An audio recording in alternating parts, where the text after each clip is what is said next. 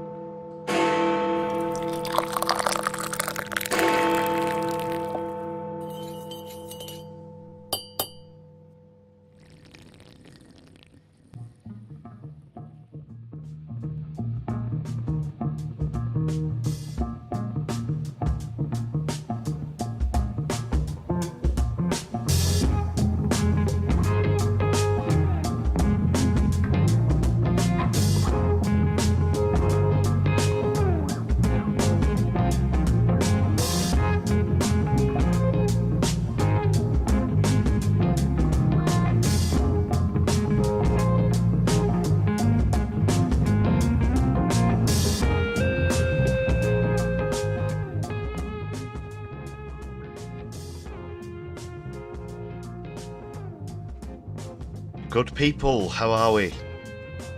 Welcome to the Brews at 10 on my left eye. I'm your host Lefty even. Hey, you're all very welcome here. Great to see you.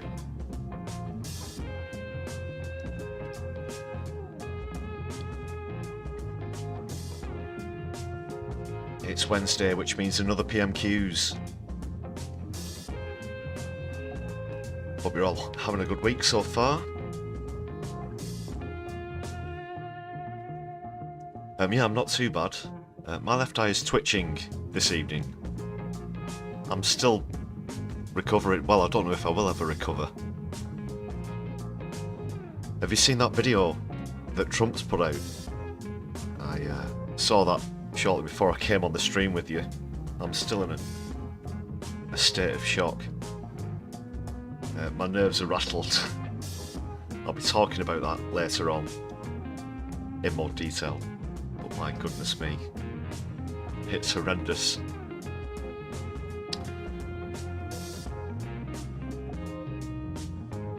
Anyway, ladies and gentlemen, brothers and sisters, there, thems and comrades alike. Let's see who's in the chat. We've got Jacqueline, Guitar Guy, Mobius, great to see you, welcome back. Thanks for a gifted membership as well, Mobius, awesome start to the stream this evening. Blow Snake, thanks for throwing up the watermelons. Solidari-Tea with Palestine, of course.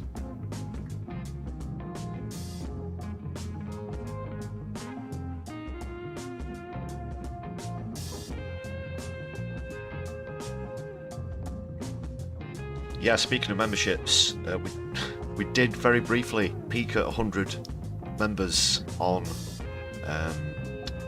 Monday's live stream, I think it was. But then, unfortunately, the following day, about a dozen people didn't renew theirs, so that will contribute towards getting back towards that 100 goal. Thanks a lot for that, Mobius. Thank you very much.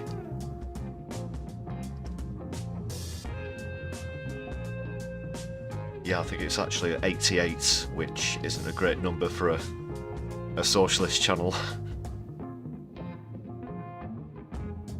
It has certain connotations with the far right, I'm led to believe. Yeah, but now we've shifted away from that number. Thanks again, Mobius.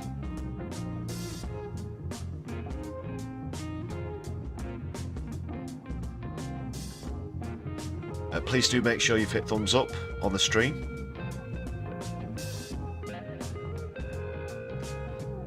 Give us a share on your social media and give us a follow if you're on Blue Sky, Mastodon or Twitter.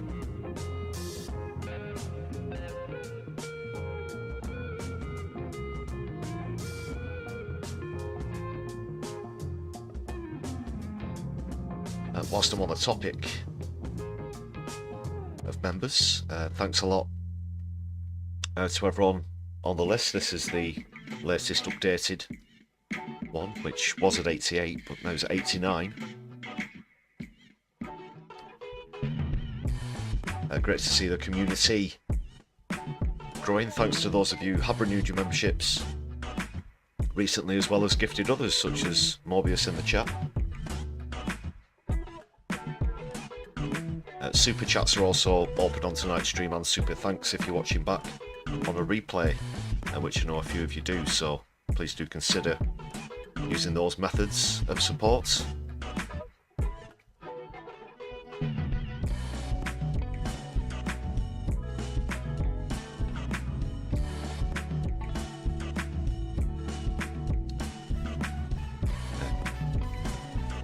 Interesting username there.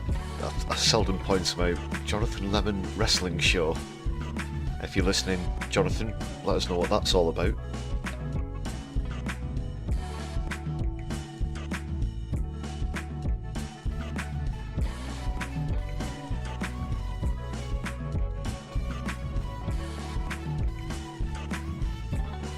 Yeah, Jacqueline, that Trump video, it came out today. You're right there, everyone's saying how disgusting it is, and it's an AI video of Netanyahu in prison that wouldn't go amiss. Good shout. Or a real video. Yeah, that'd be better.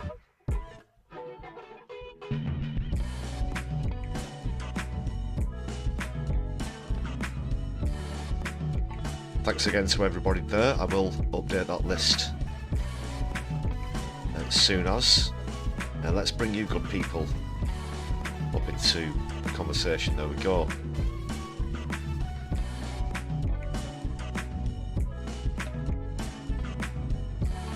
Just switch my logo down. Bing. Okay. Let's go. First time reaction to today's PMQs from me. As always, I've not seen it, so this will be my genuine reaction and analysis as we go in real time. And play a bit of a game as we do so as well. We keep a lookout for a couple of phrases, common phrases, and we've pitted two of them against one another. I'll explain more about that once we dive into PMQs. I've slightly tweaked the rules since the last session. Of course, they were absent last week. They all had to go home because the butlers can't stand the kids who were on half term.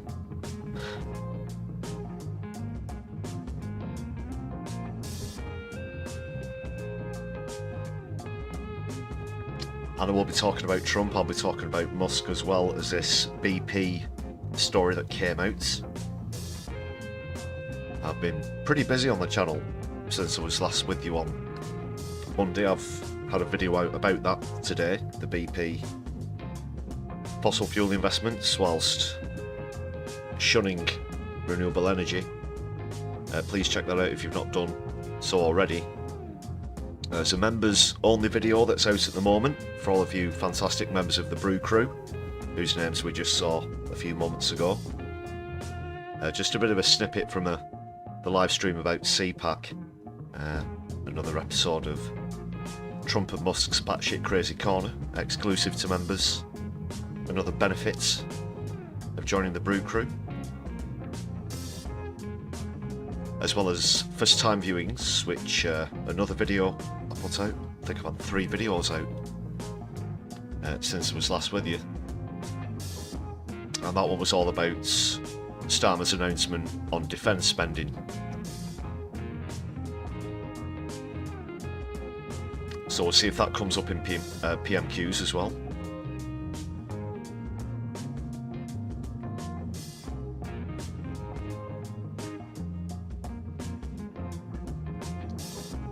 A good reminder there, Jacqueline, worth saying again, please make sure you've hit the thumbs up button on the stream.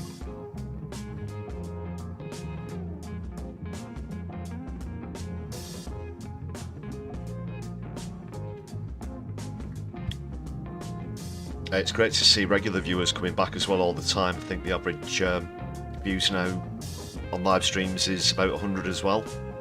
So a lot of members coming back and returning. It's great to see you as always.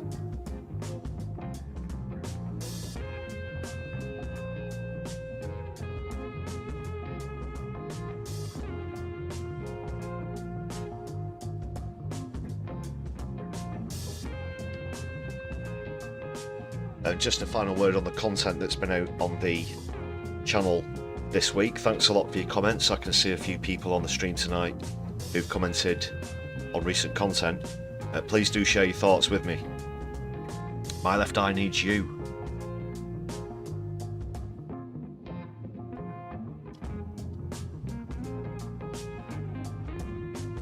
Yeah, there's definitely lots of space from learning from one another here on the channel as well. Whether it's information, experiences, opinions, ways of viewing the world, politics and society, which is what this channel's all about from a socialist point of view, through my left eye, as it were.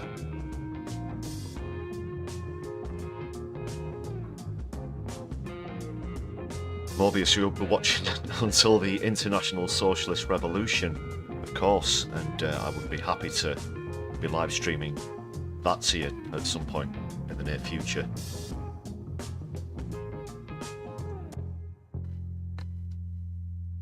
Though the odds of getting Keith on board are somewhat negligible, I would have to point out. Okay.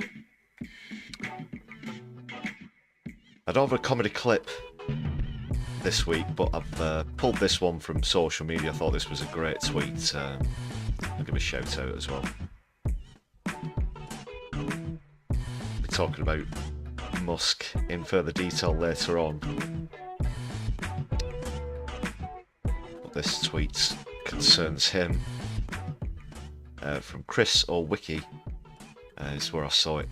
Ian Fleming's original James Bond novels haven't aged well. For example, Moonraker, published almost exactly 70 years ago in April 1955, features a villain who's a super rich industrialist and rocket maker seeking to cause chaos because he's a secret Nazi. Such a silly idea.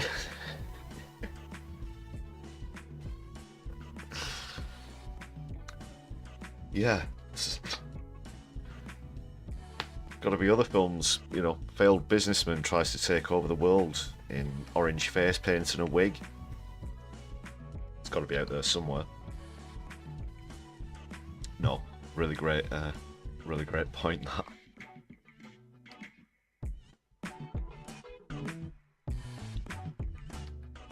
I've heard comparisons with a character who was in one of the early Simpsons episodes as well. Homer went to briefly work for him. He was a billionaire, or, you know, apparently nice guys, and then turned out to be a bit of a Bond villain himself. What was his name? I think the boss's name was Lazarus or something, Mr. Lazarus. And there was someone pretty famous did the voice as well, I seem to recall. But yeah, same kind of comparisons here in 2025.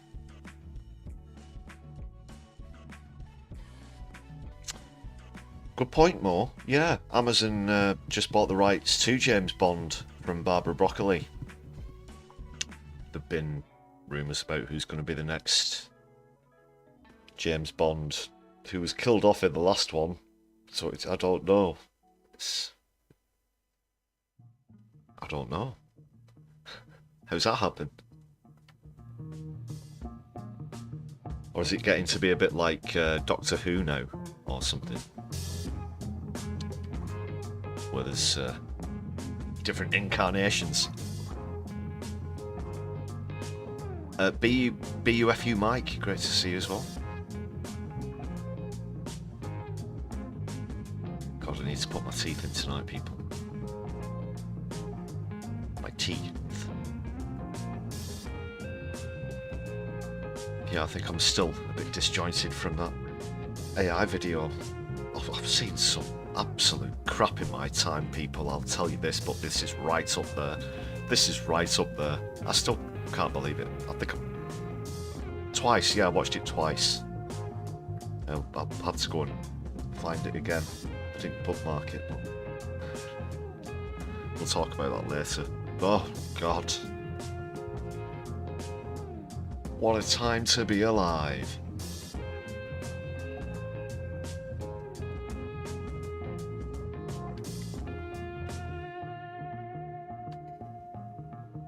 Let's get over to the House of Commons now. Here we are.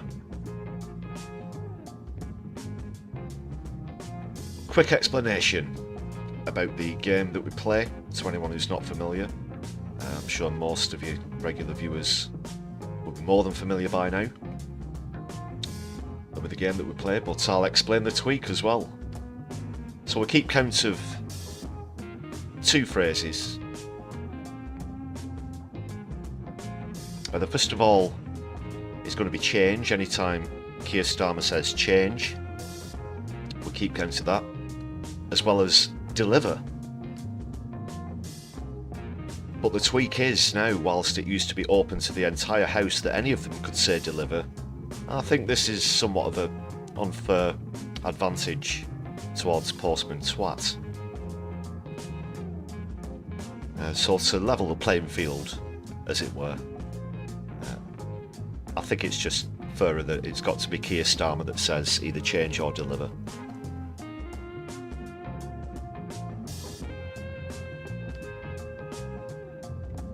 Because Postman Twat's been a runaway winner for some weeks now, and I think it's down to that handicap.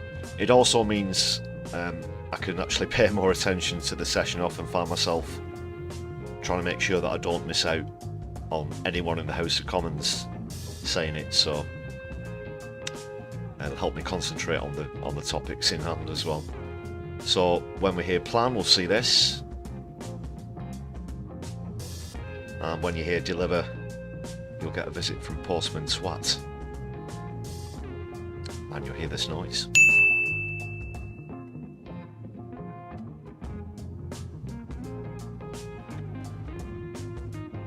Okay, everybody clear on the rules? Good. So, there are the icons, and then we'll keep score. It was something like 14-6 last time out to Postman Twat, just to illustrate how much of an advantage he had. But we'll see if our undisputed champion, as it were, can hold out with these new rules.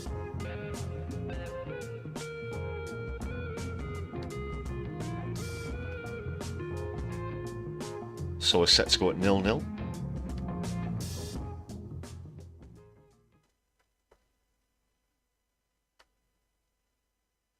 I will say take it away, Lindsay Hoyle.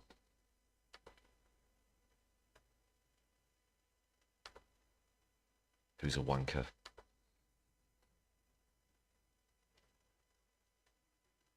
Just one moment. Make sure we're back at 0. Okay, we're good to go.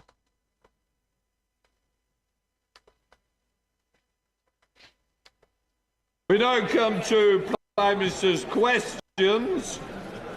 We start with Dr. Luke Evans.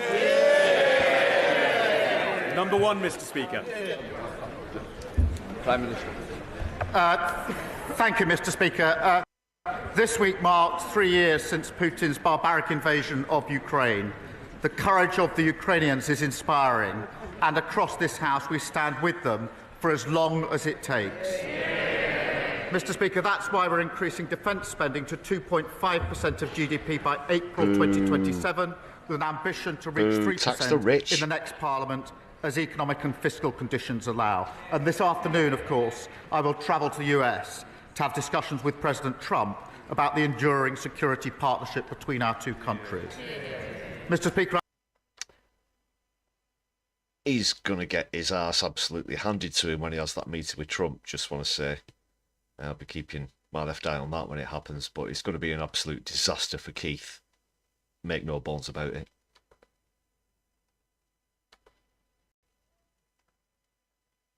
I'm also delighted that we've announced the first 750 schools to start offering free breakfast clubs. This is our plan for change in action, ensuring every child has the chance to thrive. And Mr. Speaker, I'm sure the whole House will want to join me in thanking Amanda Pritchard for her services as Chief Executive of the NHS England, and I wish her well for the future. This morning, Mr. Speaker, I had meetings with ministerial colleagues and others. In addition to my duties in this House, I shall have further such meetings later today. Sorry, not change. Could the Prime Minister tell this House whether the outcome of his budget was by design or by mistake? Did he mean to push 100,000 pensioners into poverty with his own analysis when he removed the winter fuel allowance, or was that a mistake? Did he mean to decimate family? Sorry, people, I was weeks behind there. It's plan, the word that is contesting Postman Twat, not change. Because we changed it. Remember? Easy to get. We changed the change. The plan was to change to plan. Everybody got that? Okay, good. So I'm not saying that again. Farming when he changed the inheritance tax, or was that a mistake? And did he mean to tax GPs, care homes and hospices when he raised NICs, or was that a mistake? Prime Minister, could he tell the House, are these acceptable collateral damage in his path for change, or simply a mistake that needs rectifying? I'll tell you what was a mistake, leaving a £22 billion black hole that we had to sort out. Oh, God. We took the difficult decisions, investing... It's like a compilation of all of the phrases that we've used. Black hole used to be one of them, as well as change. The Labour government. That's the difference our budget is making to people.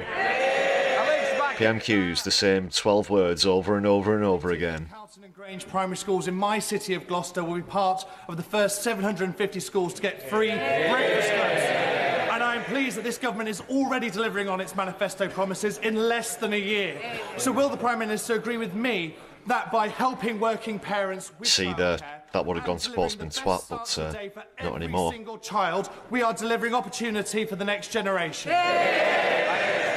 Well, I agree with my honourable friend. We're pleased that 2 of the early adopter schools will be in his constituency. Mr. Speaker, we're ensuring that all primary school children aged can get access to free breakfast and at least 30 minutes of free childcare. And that means every child ready to learn, and parents, of course, supported with up to £450 a year back in their pockets. That's in between rushing to the nuclear bunkers during World War III. Thank you, Mr. Speaker. Mr. Speaker, I wish the Prime Minister every success on his trip to Washington. The visit to see President Trump must serve our national interest. The Prime Minister and I are completely united in our support for Ukraine as a proud and sovereign nation. What specific steps will he take to ensure Ukraine is at the negotiating table for any peace settlement? Well, I thank her for her words about the forthcoming trip. And it is right, and I think the whole House will think it's right, that Ukraine must be at the table at negotiations. There can be no negotiations about Ukraine without Ukraine. That has been my consistent... Well, there have already been plenty, Keith. Keep up with it. That will continue to be my position, because this is about the sovereignty of Ukraine and their ability to decide for themselves the future of their country, so they must be at the table. Mr. Speaker, I thank the Prime Minister for that answer, and as I said, I wish him every success. We want to support him on this issue. So turning to the details of the plan he set out yesterday. Over the weekend, I suggested to the Prime Minister that he cut the aid budget, and I'm pleased that he accepted my advice. Mr. Speaker, it's the fastest response. It's the fastest response I've ever had from the Prime Minister. However, he announced £13.4 billion in additional defence spending yesterday. It's actually only 6 billion. Kemi's not seen my video. Which is the correct figure? Prime Minister. I'm going to have to let the Leader of the Opposition down gently. Maybe she She didn't feature in my thinking at all. Oh, God. He's writing the jokes here. Christ.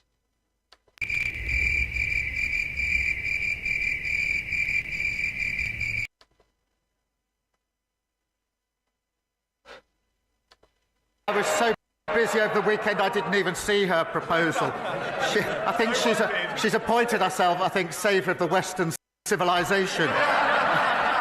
It's a desperate search for relevance. But, Mr. Speaker, look, speak for yourself, if you take Keith. the numbers for this financial year, and then the numbers for the financial year 27-28, that's £13.4 billion increase. That is the largest sustained increase in defence spending since the Cold War, which will put us in a position to ensure the security and defence those numbers of are our country and of fabricated. Europe. Check out my video on it if you want to know more about that. Speaker, that wasn't very clear. How is it that the Defence Secretary says $6 billion and he says $13.4 billion? The IFS said today that the government is playing silly games with numbers. How does he find this difference in numbers? Prime Minister. Mr. Speaker, we went through this 2 weeks ago. 13.4 billion was the entire foreign aid budget last year as well. If you take the financial year this year, and then you take the financial year for 2027-28, the difference between the two is 13.4 billion. That's the same answer. If you ask It's again, 6 billion, the same Keith. answer again. Graham, great to see you. Hope you're doing well. Solidari-Tea. And Kit in the chat I'll as well. decide when it's more. Come with me. Mr. Speaker, someone needs to tell the Prime Minister that being patronising is not a substitute. Is not a substitute for answering questions. It's not a substitute. He hasn't answered. What he has said is different from what he said yesterday. We are still not clear where the money is coming from. We want to support him. He's also said that we should put British Coming from troops foreign on the aid, ground he's in cooked the Ukraine. books, but We he's haven't not seen taking the it from the detail rich, of of any course. proposals. It's very Would clear these about new taking spending it from plans foreign aid, allow him Kemi. to In fund fact, you this just commitment congratulated him effectively? at the... Wait a Prime sec. Minister. I think it's the same question again. Wait a It's minute. 13.4 Wait a billion. minute. That's the difference. She opened by praising him for what she called taking her advice in cutting foreign aid. And just a few minutes later, she's saying that he's not explained where the money's going to come from. Okay, she can't even remember something that she said herself a few moments prior. Bad Enoch. Between this year and 2020. She asked a serious question about the security guarantees in Ukraine, and that is extremely important, because the worst of all outcomes, if there's to be a cessation of hostilities, is that it is a short break rather than sustained and lasting peace. And I think that that means there's got to be security guarantees. I've indicated that we will play our full part. There has to be US backing, because otherwise I don't think it will deter Putin. We are working on that. I'm having extensive discussions about it, not in a position to put details before the House. Keith's got to go to America, clearly waving a flag for Zelensky. Trump has switched sides and now supports Putin, and he thinks that he can turn it around and make the tail wag the dog, that he will be able to dictate to Donald Trump, who's an oligarchical, self-centered, egotistical maniac and a liar and a narcissist. No, I don't think so. Not a chance in hell. Porpy, great to see you in the chat. Hope you're doing well. Yeah. Keith's going to go down like a lead balloon across the pond. House as she You don't have to hedge your bets with that one. But I'll continue down that route, because I want a lasting peace in Ukraine and Europe for the safety and security of Ukrainians, of Europeans, and of course for everybody in this country. Trump is not concerned with peace. He's concerned with money. This is an endeavour that we want to support him in, but we need to know exactly what it is we're supporting. We need clarity and transparency over the money. We also need to know where this money is going. This morning, the Defence Secretary could not say if the Chagos deal would come out of the defence budget. Can he confirm to the House that none of the defence uplift includes payments for his Chagos deal? Prime Minister. Mr. Speaker, the additional spend I announced yesterday is for our capability on defence and security in Europe, as I made absolutely clear yesterday. The Chagos deal is extremely important for our security, for US security. The US are rightly looking at it. When it's finalised, I'll put it before the House with the costings. The figures being bandied around are absolutely wild of the mark. The deal is well over a century, but the funding I announced yesterday is for our capability to put ourselves in a position to rise to a generational all challenge. this fuss That is over what that money is all about. as And I if thought this she broken supported it. empire of ours hinges on the Chagos Islands. So we need to make sure we are supporting a plan that is It's really clear been- and this transparent. issue's really been Yesterday, overstated, the I Prime think. Minister set an ambition for defence spending to reach 3% in the next Parliament. We agree with him, but this could be 2034, almost a decade away. That is too slow. We don't know how he will pay for it. We cannot raise taxes further. We already pay more on debt interest than defence, and everyone in this House would have heard him not answer the last question. So I will ask him again. Is he paying for the Chagos deal with this defence uplift or not? Prime Minister. Speaker, I've just dealt with that question. She gave her. The money announced yesterday is going to our capability to put ourselves in a position to defend the security of our country, Europe and the UK. And she asked about defence spending. She gave what people have described as a rambling speech yesterday when she couldn't say what defence spending should be. We've been absolutely clear. We've set it out, a full, credible, costed plan, and I thought she supported it. Holly Billington. Thank you, Mr. Speaker. The Prime Minister will be aware that in coastal communities like mine in East Thanet, people develop cancer earlier, get treated and diagnosed later, and die younger. Can he give the House an update on the plans for the government to implement the recommendations by the Chief Medical Officer, Chris Whitty, into tackling poor health in our seaside towns? Prime Minister. Well, I thank her for raising this. She's right that cancer patients are waiting too long for diagnosis and for... Well, yeah, the nearest seaside town to where I'm broadcasting this live stream from is probably Blackpool in Lancashire. And until recently, Glasgow had the lowest life expectancy in Britain, and I believe Blackpool recently overtook that, just to illustrate how bad things are in coastal and seaside towns and cities.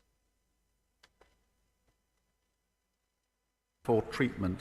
Addressing healthcare inequity is part of our 10-year health plan, Mr. Speaker, aiming to halve the gap in healthy life expectancy between the richest and the poorest regions, and we're making progress on that already. Leader of the Liberal Democrats, Sir Ed Davey.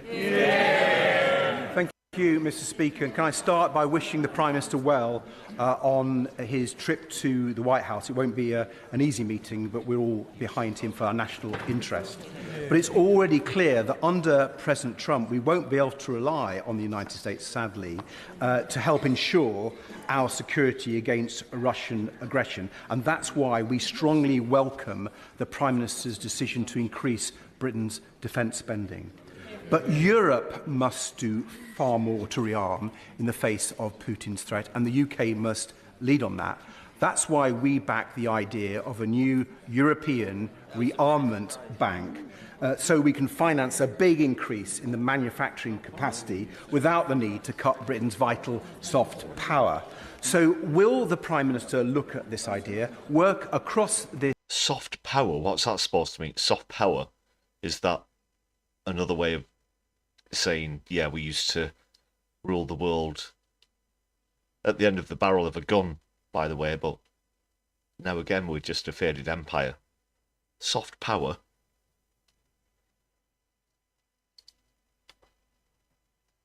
This House and across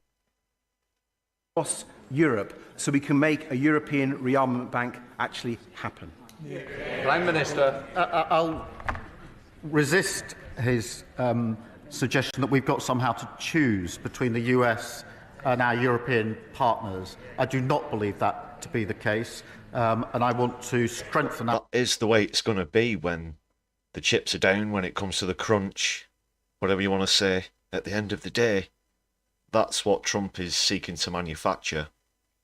That's one of his main reasons for now allying with Putin. So this will put the States and the Russian Federation firmly against the European Union.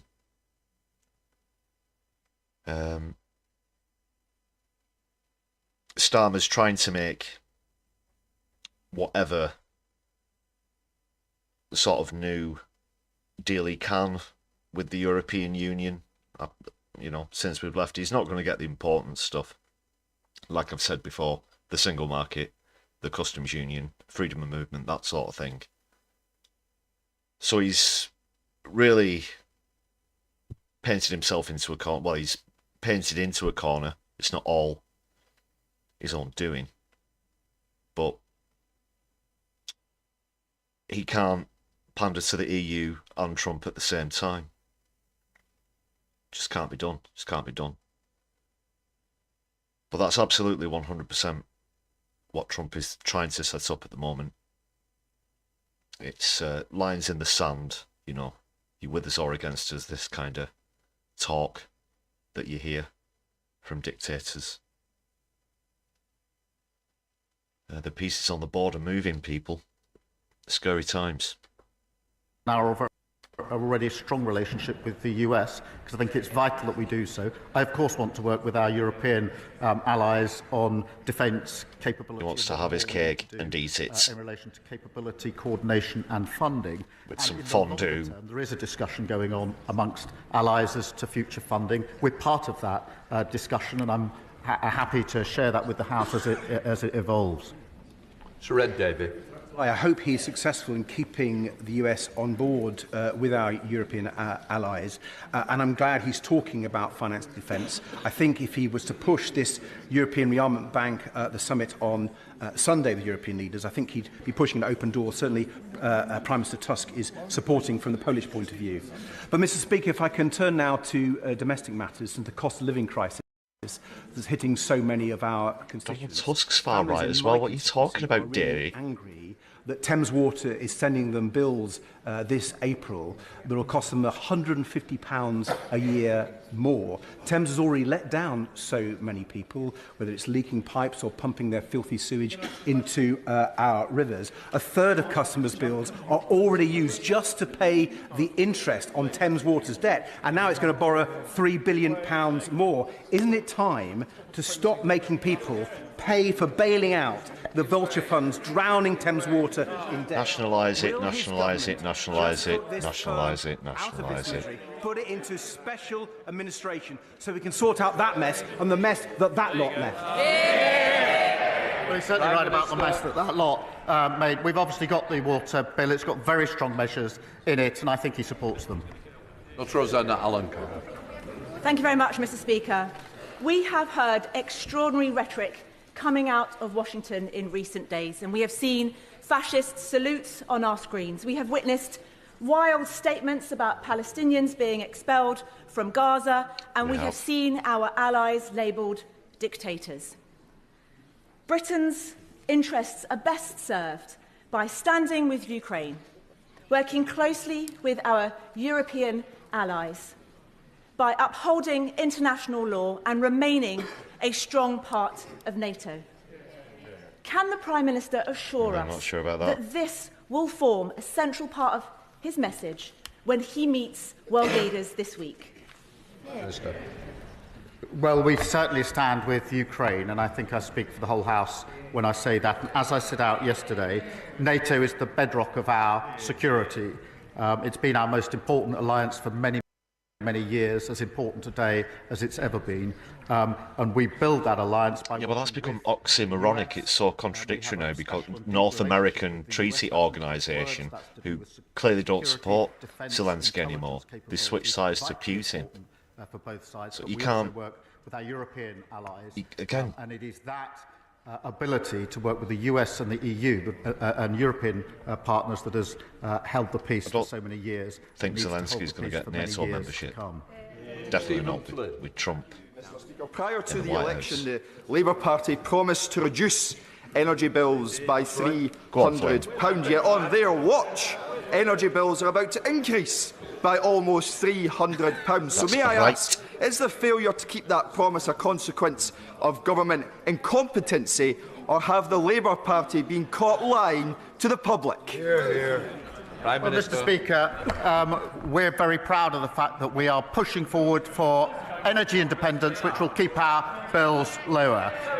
And he knows very well. Bollocks, we are. We're not even aware of what BP have announced today, Keith. I'll tell you for why. Just this week, we've seen the attainment gap widen in Scotland. Pupils leaving schools with no qualifications rising, those from deprived areas going to work falling. Instead of playing the politics of grievance, they need to take responsibility for our own record. Thank you, Mr. Speaker. Cram it. Cram it, Keith. Mike Addison was one of Cram it. a physical disability rugby league world champion with England and Warrington Wolves, and an avid volunteer for the club and foundation. He was a friend to everyone who knew him. Tragically, he died at age 45, having taken his own life. One death by suicide North is Atlantic, too many, not and North every American suicide is preventable. treaty organisation, ONS data but it is puts the pretty rate much in the just northwest at over an double the agent rate of the of USA. London, and with a 17% increase I last said the year. quiet part out loud. So can the Prime Minister outline what more can be done working across government to help Warrington meet our target of eliminating suicide? Prime Minister. Well, can I thank her for raising this tragic case? And my thoughts, I'm sure the thoughts of the House, are with the family, friends and teammates of Mike at Warrington Wolves. I mean, she's right, Mr. Speaker, that one death by suicide is one too many, and reducing the number is a vital part of our health mission. We are recruiting an additional 8,500 mental health workers, almost gone to pandemic levels, trained to support in that people at risk of suicide. more committed to men in the taking forward 30s suicide prevention strategy for England. I'm sure this is something take their that own the House lives will support. than have heart attacks, and it's the statistics Thank you, Mr. are Speaker. I welcome pretty the Prime grim. Minister's statement committing us to increased defence spending and reaffirming the UK's support for Ukraine and their democratically elected leader, President Zelensky. A wartime leader like Winston Churchill, who also had to delay elections because his country faced an existential threat. As the Prime Minister travels to Washington with this... Okay. So, yeah, Winston Churchill, if you want to get technical, he was head of the War Coalition. He was never elected. He never won the popular vote. He did stand. After the end of World War II, he got his arse handed to him, of course. Labour said, cheer Churchill, vote Labour. Had a great socialist manifesto, including the creation of the NHS, and that was that. I wouldn't laud Churchill too much or use that as a reference point. This House and the country willing him to succeed, will he invoke the legacy of Churchill in making the case for the UK to be the key in bridging transatlantic relations, to bring us all together for the sake of freedom and democracy across the world? Prime Minister. I thank him for his question. Can I pick up on both elements? Because President Zelensky is a democratically elected leader, and suspending elections was precisely what we did in this country when we His were election in the first place has some spurious elements to it. That's all I'll say. That the UK has successfully been a bridge between the US and Europe for many, many years. It's vital that we continue in that role, and that's why my message... Dominique, welcome to the stream. Hope you're well this evening. Our two countries needs to go from strength to strength. It's all very strong, but also working at the same time with our European allies. Jessica T. Thank you, Mr. Speaker. On Monday night, there was a brutal double stabbing in my constituency. This adds to a long line of horrific knife attacks that have included 3 fatalities over the past 2 years. I know the Prime Minister is aware of the particular challenges we face in Bournemouth, and while crime has been going down, I know there is much more he will want to do. So will he join me in praising the crucial work that organisations like Changes Are Made, who give positive activities like boxing to young people, and will he share what more the government can do to tackle knife crime in communities like mine? Prime Minister. Thank you for raising this really Well, Keith's a bit of a boxer himself. He once got his arse handed to him by a punch bag, if you remember that. Yesterday we introduced our crime policing bill, Needs a bit of work on the which feet. is central to our plan for change and halving knife everything crime. else as well. It involves new powers to seize and destroy knives found on private property and a new criminal offence of possessing a bladed article with intent to cause harm. Plus, Mr Speaker, tougher penalties for selling dangerous weapons to under-18s, stricter rules for online sales under Ronan's law, and we'll continue with that work. Rankin. Thank you, Mr Speaker. The floods of 2013-14 devastated Datchet, Horton and Wraysbury, and the flooding last January wasn't much better. But shockingly, the River Thames scheme as currently proposed continues to leave my constituents at risk. The Council was asked to cough up tens of millions, but like very many, is cash-strapped. Does the Prime Minister, therefore, agree with me that the only option to protect my constituents is funding Channel 1 of the River Thames scheme as a national strategic infrastructure, which it really is? Prime Minister. Well, I know the honourable member has raised this issue before, and it's obviously an important issue for his constituents. We inherited flood defences in their worst state on record, Mr Speaker, and that's why we're investing £2.6 billion to protect over 50,000 properties. I understand that the options to reduce flood risk to these communities are being considered as part of the Datchet and Hythe End flood alleviation. You're going to need it with how you're dragging your feet on climate change, Keith. Take forward the work. Sally Jameson. I'll be sure that'll be enough. Mr Speaker, in order for the government's growth agenda to be a success, it must be felt in all areas of the country, including Doncaster and South Yorkshire, where we have green growth transport companies including hybrid air vehicles and clean power hydrogen, alongside the reopening of Doncaster Sheffield Airport. So will the Prime Minister put on his record support for Mayor Ros Jones, who has led on the airport reopening, and also set out how the growth agenda will override those traditional patterns of investment mainly in the south of England and bring prosperity to South Yorkshire and indeed the north as a whole? Yes, I will.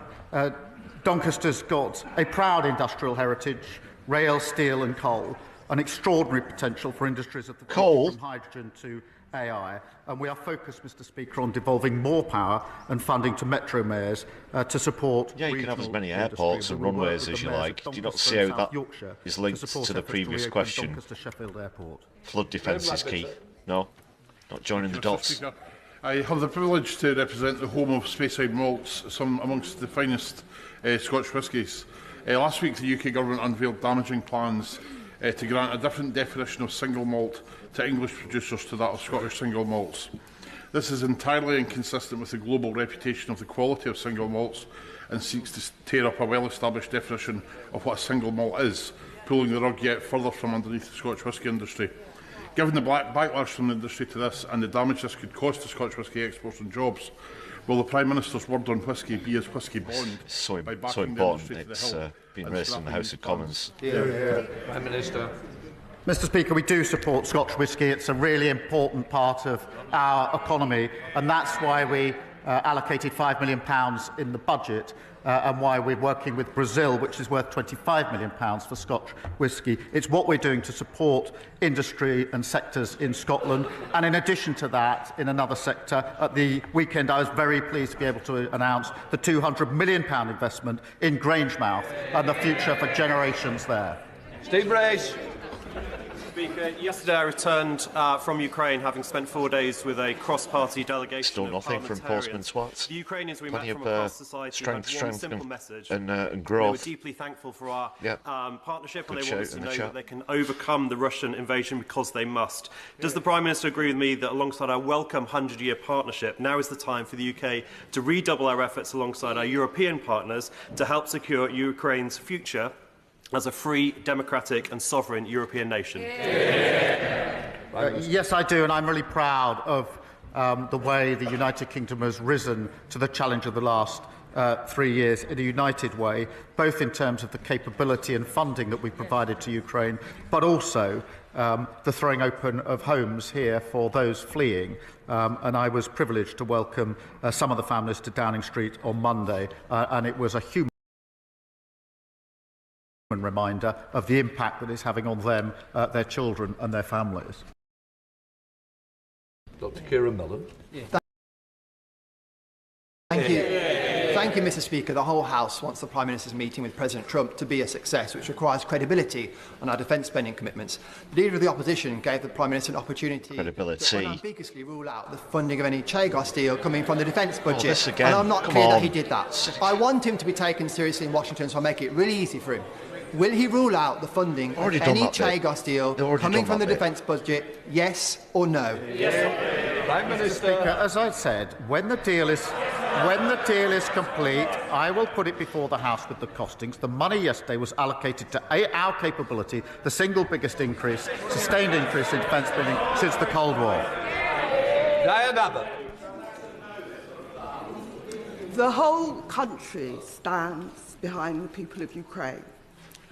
But there is also a view that taking money from aid and development to spend on armaments and tanks makes people less safe, not more safe, because the desperation and the poverty that so often leads to warfare if you've got access to the static emojis, development money throw up the is Diane Abbott. supposed to counter. Mr. Speaker, as I said yesterday, the overseas development is important. I'm proud of what we've done. It wasn't a decision I took lightly or I wanted to take, but it is important at this moment that we put the defence spending, the defence and security of our country and Europe or the so-called difficult choices. That we're able to fulfil our humanitarian obligations in relation to Gaza, Ukraine and Sudan and other vital work. And I want to be clear that we do, of course, want to go back and increase that funding as soon as we're able to do so. Sherman Hall. Thank you, Mr. Speaker. I hope nice one, Kit Poppy. Solidari-Tea. To Washington to meet the former leader of the free world.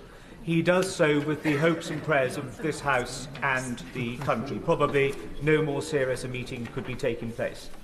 Now, whilst Ukraine will clearly dominate, will the Prime Minister undertake to raise with President Trump that Canada is a valued, respected and much-loved member of both NATO and our Commonwealth, and that this childish nonsense of a 51st state should be called out by the Prime Minister for what it is? Prime Minister. Well, I thank him for raising this issue. Well, I'll be raising this issue a bit later in the stream as well. Where Canada's concerned, there's actually a petition at the moment to strip Elon Musk of his Canadian citizenship. He's got dual citizenship. So, yeah, more on that to come tonight on PMQs, on the Brews at 10, on My Left Eye. Quality streaming. Canada are close allies and have been for a very long time, with a partnership based on a shared history and a shared set of values. Tell us about it. Be an active force for good in the world. We work closely with them on issues of the Commonwealth, on NATO, and of course Five Eyes, intelligence sharing, and we will work to strengthen that relationship. Michelle Strochan. Thank you, Mr. Speaker. Barrow-in-Furness has always been ahead of the times in terms of high-skilled engineering. In light of the Prime Minister's historic commitment to rise defence spending, the biggest increase since the end of the Cold War, I invite him to visit and see the many SMEs who could support this vital supply chain. Does he agree that investing in these businesses will not only deliver our nuclear deterrent, but improve security and the economy for us all? Well, I thank her for raising this question, and we'll obviously consider her invitation. Defence spending, Mr. Speaker, already supports more than 430,000 jobs across the United Kingdom, and I'd like to recognise the contribution made by the workers in Barrow and Furness. Wendy Morton. Mr. Speaker, in my constituency, the planning inspector chose to use the term grey belt to pass a battery energy storage system application before the order was laid in this House to change the NPPF, and without recognising the moratorium for local authorities to manage their local plans. This decision failed to recognise the green belt that protects us against urban sprawl, and it failed to recognise the proximity to a school, a church and a graveyard. So can the Prime Minister define what grey belt actually is, or is it simply a grey area to allow for inappropriate development? Prime Minister. Well, Mr. Speaker, I'm not across the details of the individual case that she raises, as she will understand. But I am I've not heard that before, grey belt. I can't comment on that, to be honest. And one of the problems we had in the last 14 years was an assertion or rhetoric that we did wanted notice James cleverly writes up in the back of the House. The answer was always no. The answer cannot always be no. John McDonnell.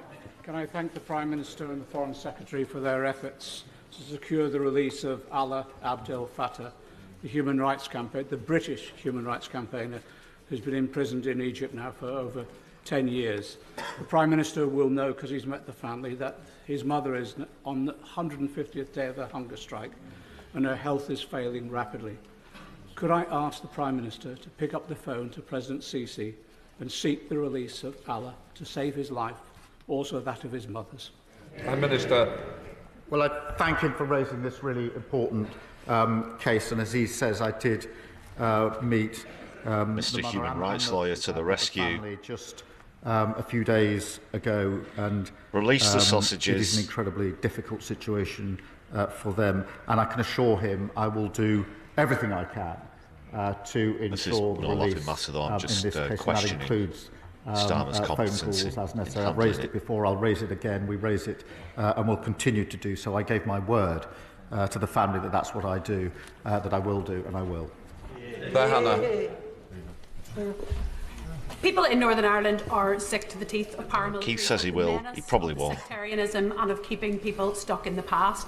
In light of the announcement yesterday on transition, does the Prime Minister recognise that people will be highly sceptical of this process, that there must be real learnings from the failed transitions of the past, that there can be no rewards for paramilitaries for hanging on, robust criminal justice, the flags off the lampposts and on street corners, and community-funded policing to allow communities that have been brutalised by paramilitaries to finally look forward to a confident and shared future? Prime Minister. Well, can I thank her for raising this important... She's essentially talking about mass censorship there. Of course, Northern Ireland's famous for its murals on the gable end of buildings and such. And she's talking about banning this kind of thing and banning flags for people who support a united Ireland.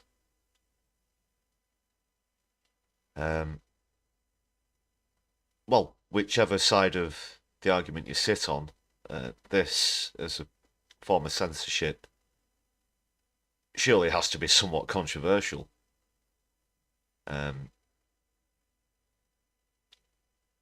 Yeah, whether you're a loyalist or not. That's a good point.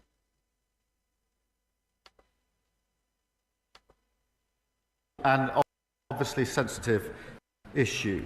We are committed to making progress towards ending paramilitarism once and for all in Northern Ireland, and that's why we've agreed to support a short independent exercise to look at a formal process, and I'll make sure that the Secretary of State for Northern Ireland keeps her updated.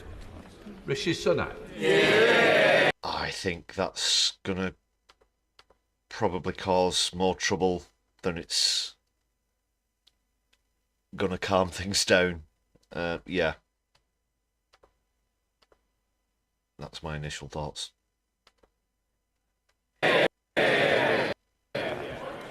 Mr. Speaker, Who the fuck is this? Prostate cancer is now our country's most common cancer, and yet there is no national screening programme.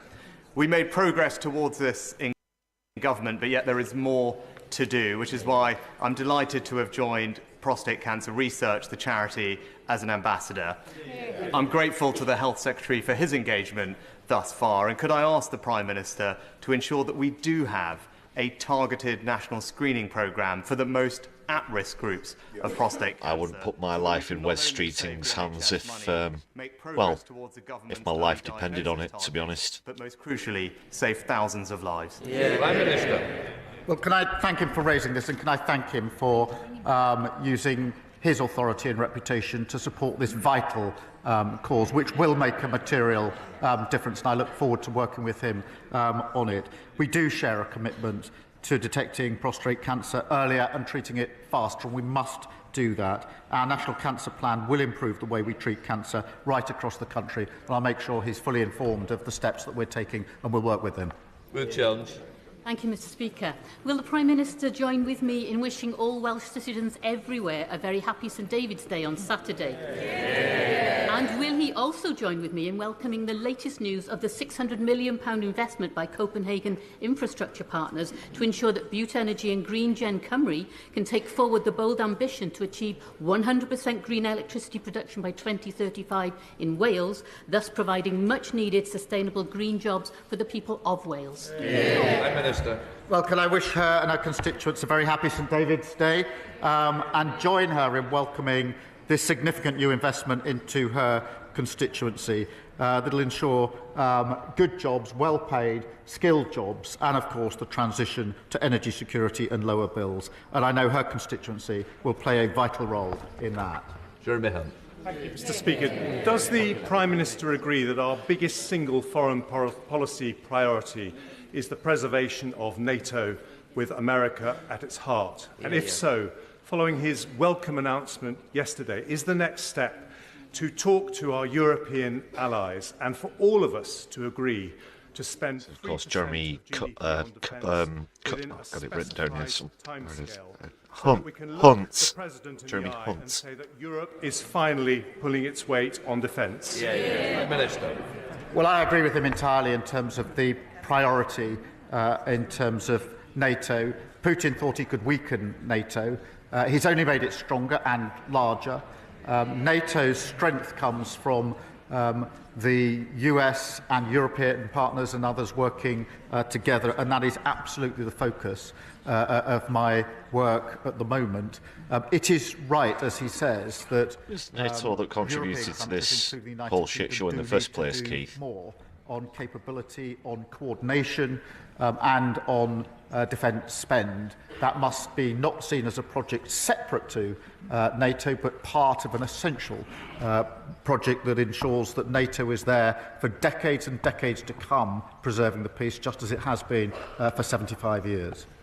Final question, Newman Steinbeck. Mr Speaker, the Grangemouth refinery closure has loomed over central Scotland since Petronas's announcement in November 2023. 2 weeks ago, Scottish Labour colleagues and I met with the National Wealth Fund to make the case for investment in Grangemouth. I strongly welcome the exceptional commitment this Labour government has shown in Grangemouth by committing £200 million from the National Wealth Fund. Can I ask the Prime Minister what steps the government will be taking to secure permanent, good jobs at Grangemouth? Well, can I thank him for being such a great champion for Scotland and his constituency? Mr Speaker, Grangemouth is really important to communities in Scotland, to the economy in Scotland. It's not a charity case. It's got incredible potential, huge opportunity, and that's why at the weekend I was very pleased to announce £200 million from the National Wealth Fund to incentivise private investment. That, of course, Mr Speaker, follows £100 million in the growth deal that we announced earlier. This is about jobs for decades to come in Grangemouth. It's a really exciting opportunity, and we intend to seize it. I hope His Presidency of the Assembly of North Macedonia, His Excellency Mr Afrim Gasha, enjoyed questions. Right, that completes PMQs. There you have it, people. There you have it. Well, the scores are in, and Postman Swat suffers a defeat. A defeat for the first time. Well, the new rules seem to have had a bit of an influence, I should say, on that result. 3-0. So there's a new champ in town. And he's got a plan. A plan for growth. A plan for change.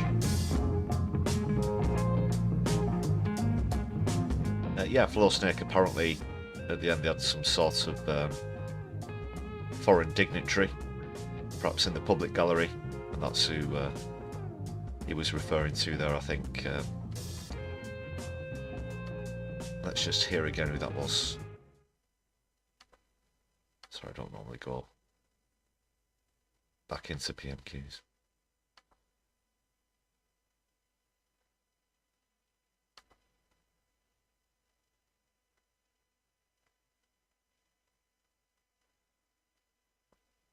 Yeah, round about there all do. Let's see who it was again. And we intend to seize it.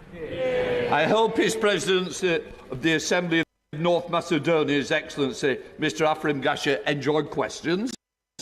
Right, that... Afrim Gashia of North Macedonia, apparently. Must have been in the public gallery, like I said.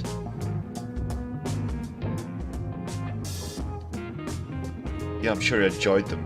Probably kept turning around to people in his entourage and saying, is it just me or are they saying the same 3 or 4 things over and over again?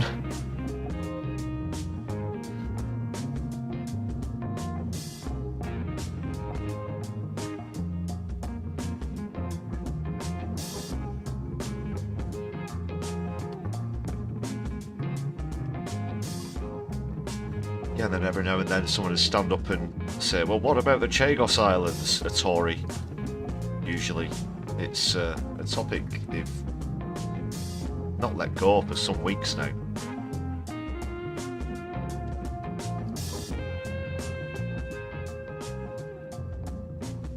We didn't do a very good job of explaining this defence spending. Like I said, I've done another video about that, please do check it out.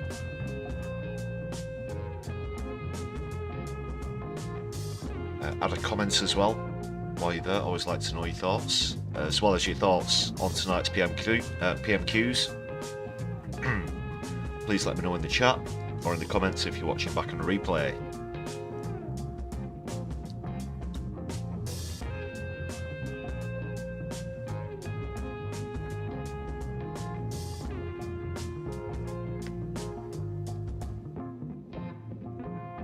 Yeah, I think having his cake and eating it is the theme there. He won't get anything out of Trump. He's not going to march in there and declare how strongly he backs Ukraine and expect to come out doing well.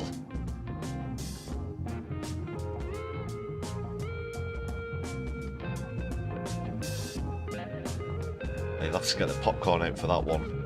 I dare say I could be doing a video about that meeting, depending on the outcome.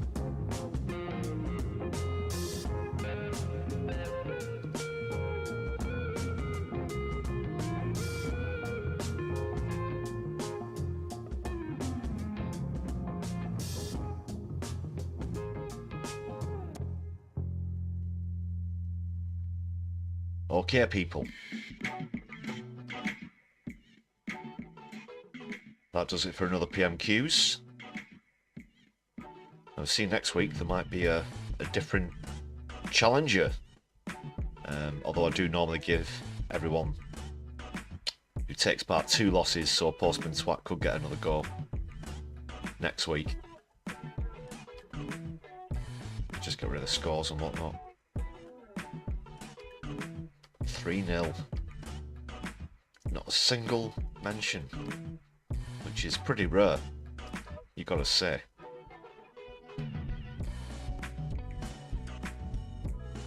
Scored 14 last time. That was when it was open to the whole house, yeah, but I thought he give it a few mentions.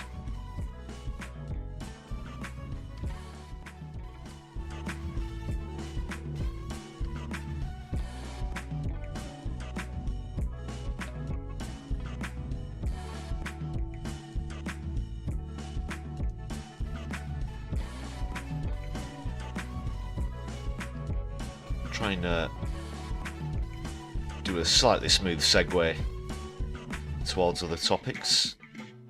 Do have some interesting stats in now, just whilst we're on UK politics and Parliament.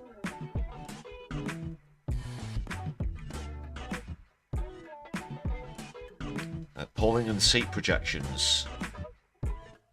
Spoiler alert, doesn't look good for Keith. What was his approval rating in that last poll? 13%, 14%? Versus 68%. Something like that. And it's not getting any better. Let's take a look at this.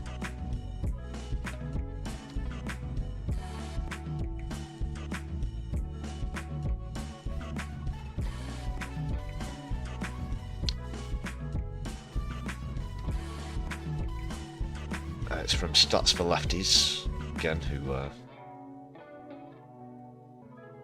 definitely worth a follow.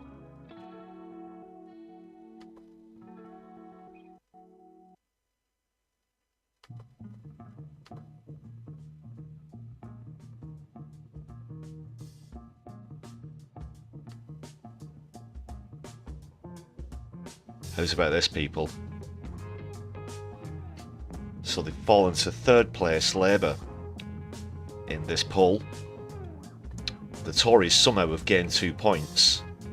Referendum have lost 2 points. Labour have also lost 2 points. Puts them 2 points away from the Tories. The Greens are up a point. That's decent to see. Look at the seat projections though. Look at that. Set to ship a whopping 262 seats, with the Tories regaining 96. Reform, 119 seats. Lib Dem would get another seat as well. SNP are pretty much going to retake Scotland, as you can see there on the map. Bit of good news though, the Greens would get another 2 seats, but considering they're on 4 at the moment and Reform are on 5, for them to have that much of an increase I think's pretty scary. Plaid Cymru would remain on 4 seats in the Welsh Assembly. So that's from a More in Common survey that took place between the 21st and 24th of this month, February 2025. This blue and purple is not looking good. Not looking good. I'm reminded, of course, about the recent result in Germany, with the AfD coming in second place as well. Don't want to see that being repeated here in the United Kingdom. Absolutely not.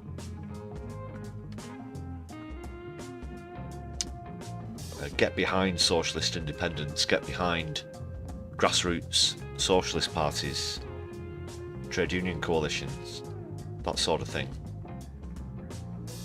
They're out there. There are some great regional parties as well.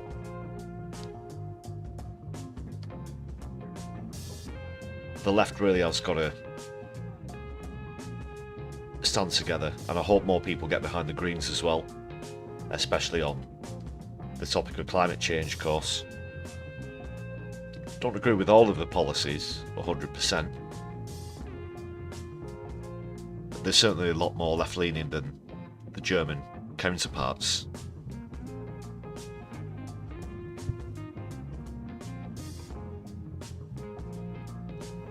They've been accused of being NIMBYs. Yes, they've been criticised for supporting NATO as well.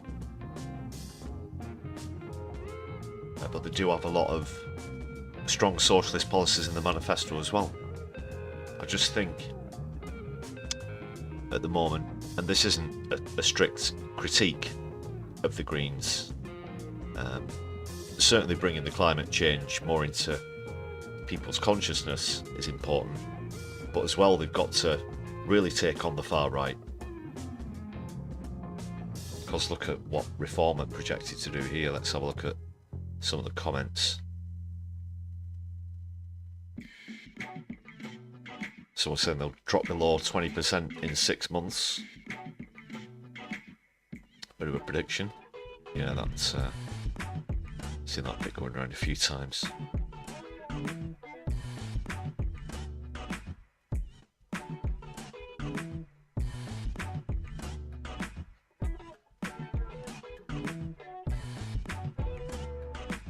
Yeah, when will Corbyn apologise?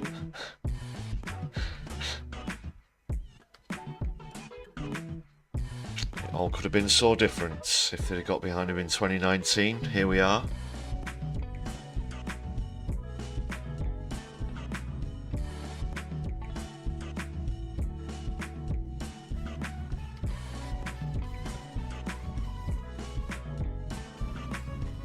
So yeah, let me know what you think about that in the chat and in the comments.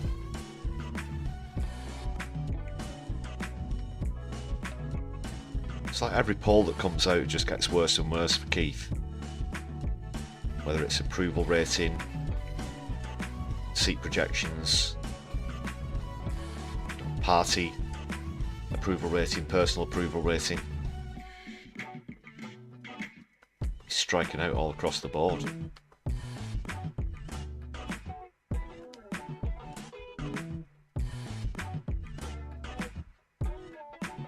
Okay, let's go across the pond now.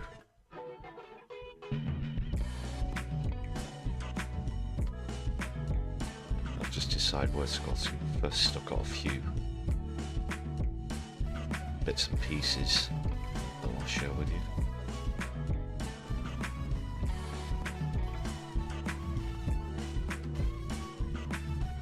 A few things to mull over.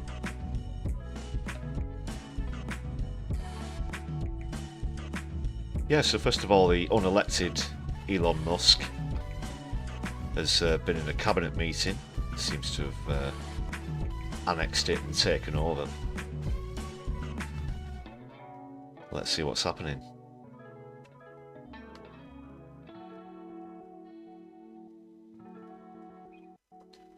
There he is with his baseball cap. God, what was he described it as in that CPAC? Peacock. Huh? Chaos. Dark Gothic MAGA or something. It was awful.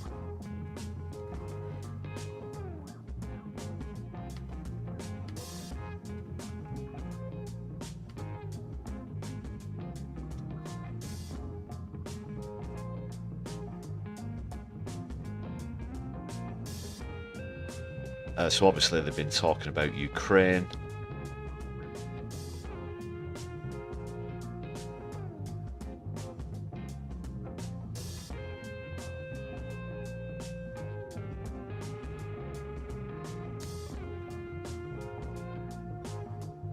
And Doge as well, which it turns out so far,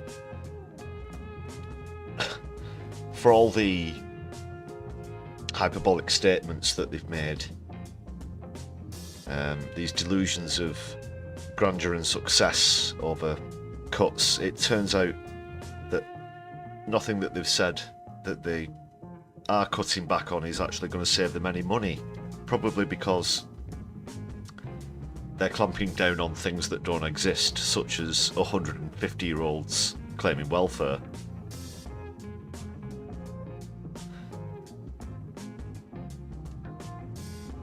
Take care, Flow Snake. See you soon, Solidari-Tea. Yeah, catch up on the rest on a replay if you can. Be seeing you soon, hopefully.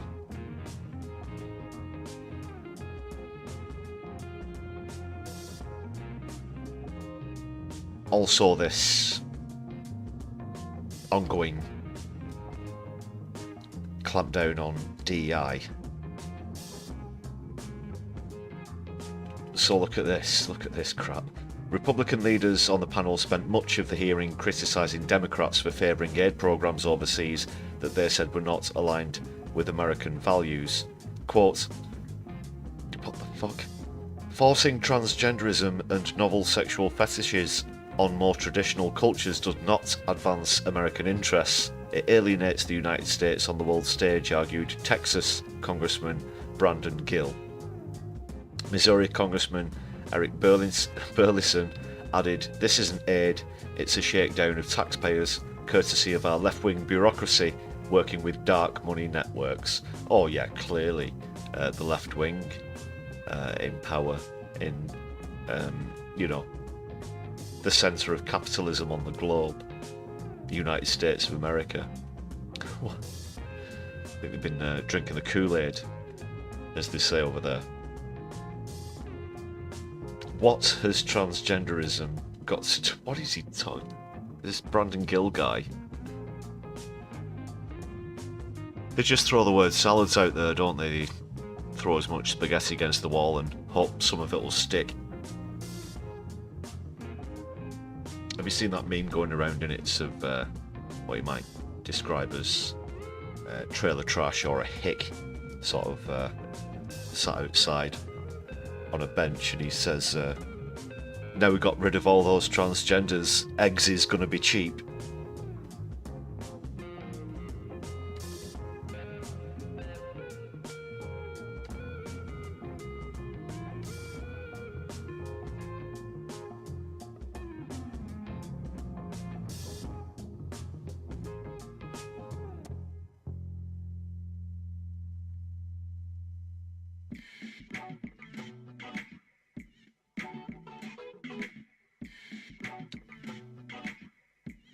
Yes, he's unelected.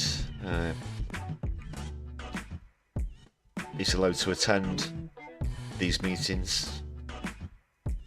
He runs a department that isn't actually an official government department, but it's the only thing that Trump seems to want to talk about at the moment.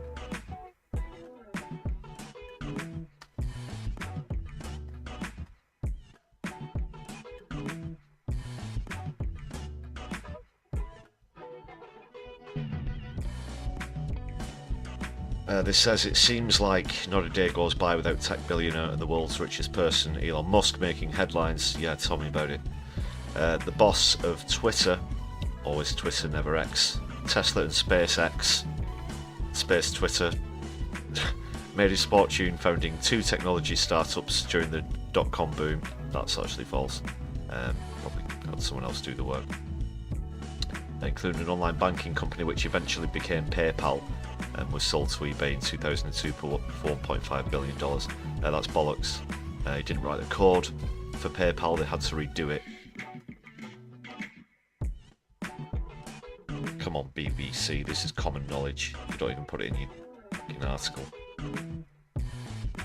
In recent years, he's used his platform to make his views known on a vast array of topics, and his reach has expanded further still with Trump's victory in last year's election, during which the executive played a key but controversial role as he helped fund the then candidate's campaign. Yeah, over $100 million he put in. And then there's this today. Shall we go there next, people? The Trump video, that's what I'm referring to. Might check out this BBC Verify vid. Don't know if it's going to have the full vid inside. It's... I struggle to find the adjectives sometimes when we get to this level. It's beyond awful.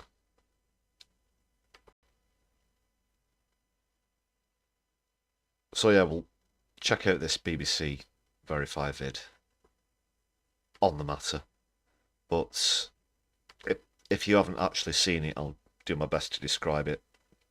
So it's an AI video, and if you can imagine how best to put this, do you know in Back to the Future 2 where there's like an alternative timeline, and Biff, who's the school bully and notorious douchebag, has essentially taken over the United States of America.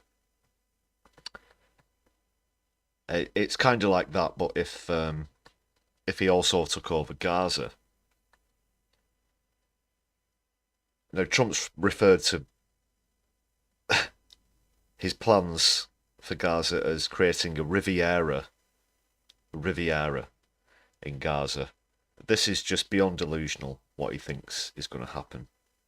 So, in the video, there are gold statues of Trump. There's money raining down from the sky as Elon Musk walks past.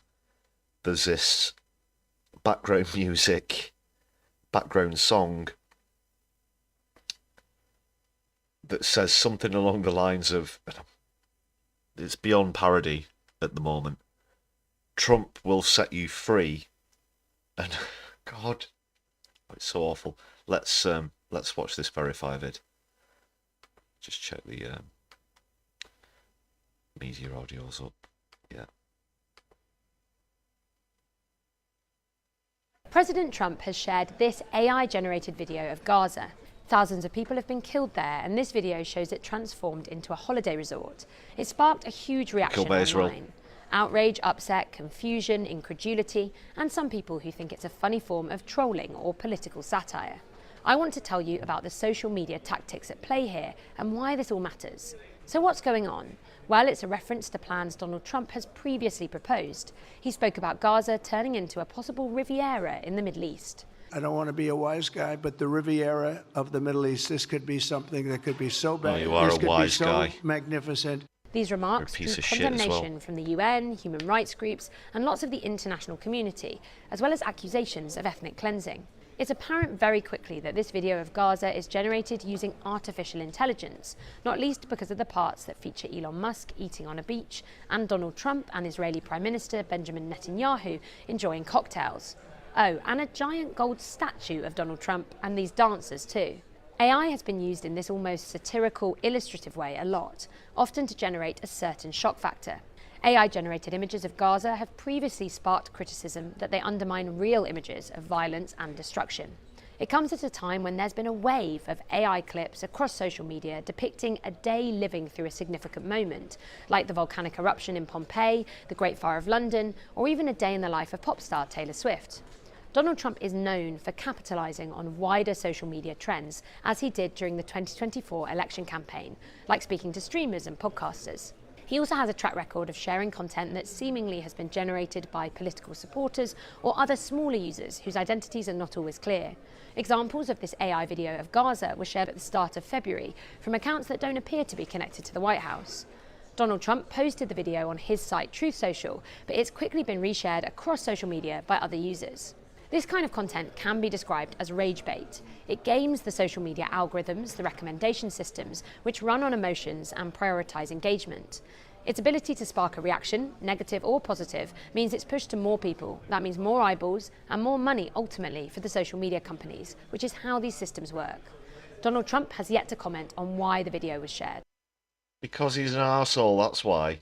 He's deluded, he's an oligarch, he's a dictator who thinks that that is nothing short of an insult to the people of Palestine who've suffered so much. That's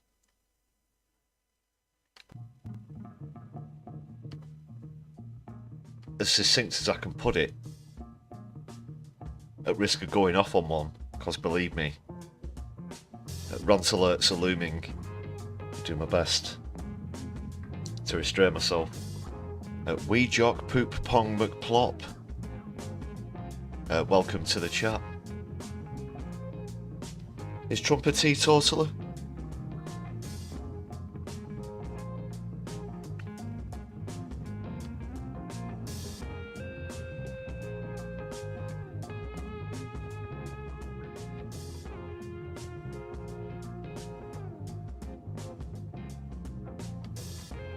Yeah, Mo, it's not very presidential at all. Should we have a look at it in full? just have to have a quick route for it. Let's see. Oh god.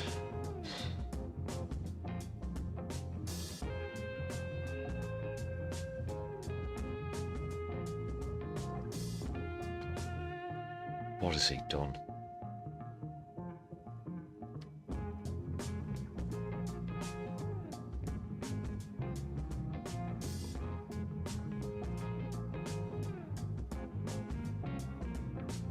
Let's see if it's up on Twitter.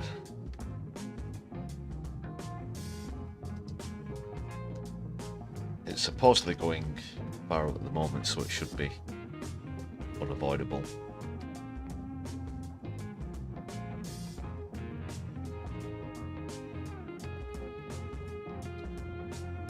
I think it's on TRT World. You've got plenty of time to get your vomit buckets ready, yeah? Yeah. This is something else. It's the most diabolically shameful promotion bid, if you want to put it that way. But just the hubris, the ego, the detachment from reality, the detachment from humanity.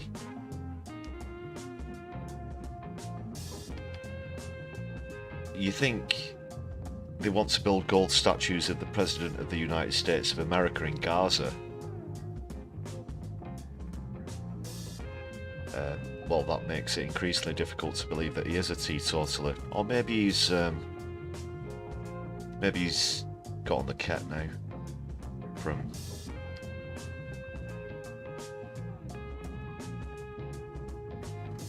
Musk. Right, I think this is it.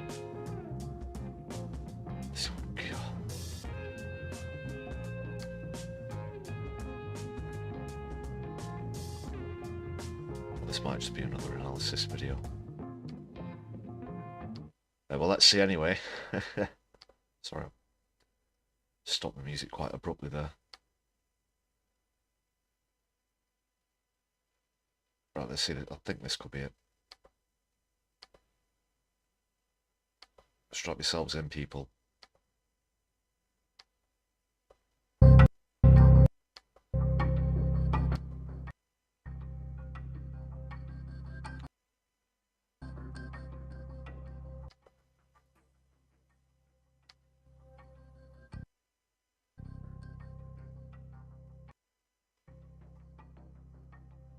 There you go.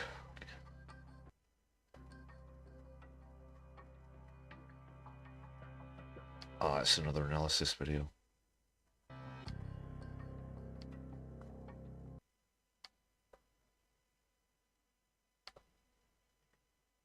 And it's buffering, so I won't waste time with another analysis vid. I won't bother looking around to subject you to the original. I'm sure you'll come across it soon, sooner or later, if you've not seen it already.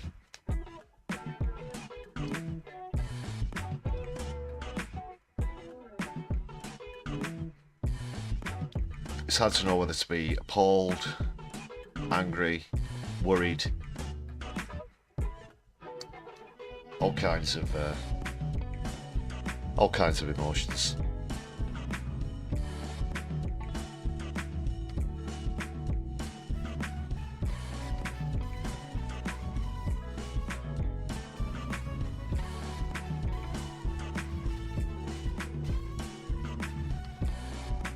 Just while we're on the topic of Gaza, there's been an update on the situation with the hostage releases, prisoner releases, the prisoners that are hostages.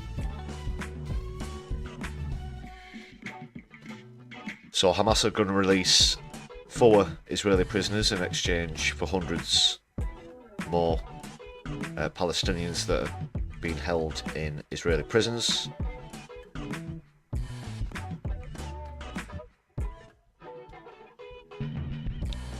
Just need to reduce that slightly. Let's see what's happening. Of course, Israel held back the release of over 600 prisoners recently. So this will be one of the final acts of the end of phase 1 of the ceasefire negotiations.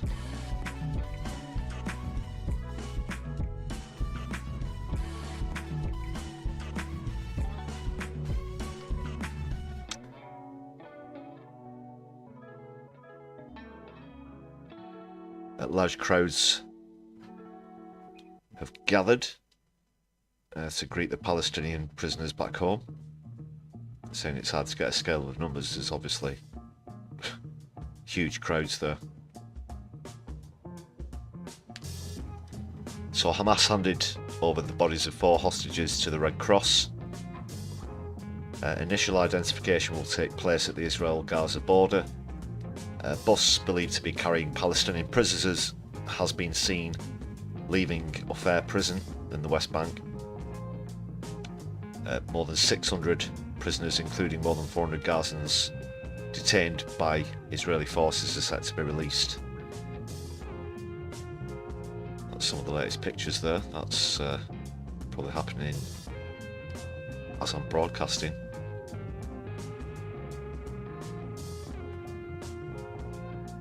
And these are the bodies of 4 hostages, I should emphasise as well, not live hostages.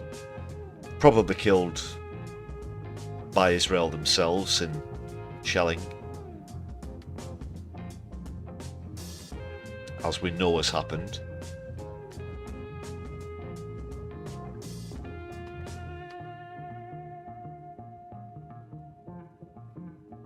But I don't think there's a strong chance of phase 2 coming to pass. Unfortunately, we've seen how many times that Israel has broken agreements, ceasefires, accords in the past. They have never fulfilled an agreement. And we're going right back to 1948 here, by the way. They've never fulfilled a ceasefire deal or agreements or accords. Not once. And if they do enter into phase 2, that creates a political situation for Netanyahu. A lot of members of his cabinet have threatened to quit if they do enter phase 2. Strong calls for him to resign still come domestically from Tel Aviv.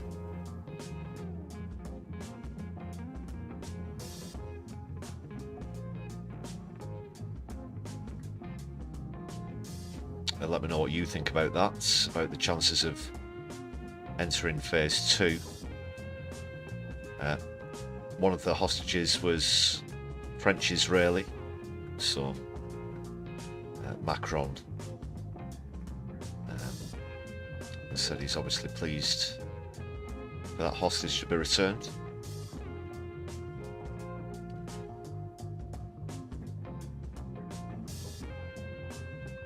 So it's all over on Saturday. Phase 1, it remains unclear whether the truce will be extended, the article says, or progress to phase 2, which would see the release of all remaining living hostages in Gaza in exchange, again for more Palestinian prisoners. Negotiations for phase 2 were due to begin during phase 1, but they're yet to begin.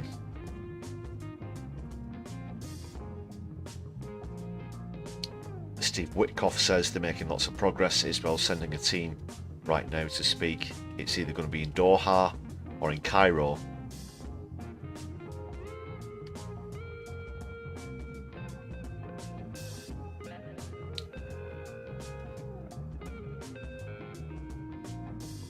And Israel have, of course, continued to shell the West Bank and Gaza since the ceasefire came into effect. They've not been letting through as much aid as they said.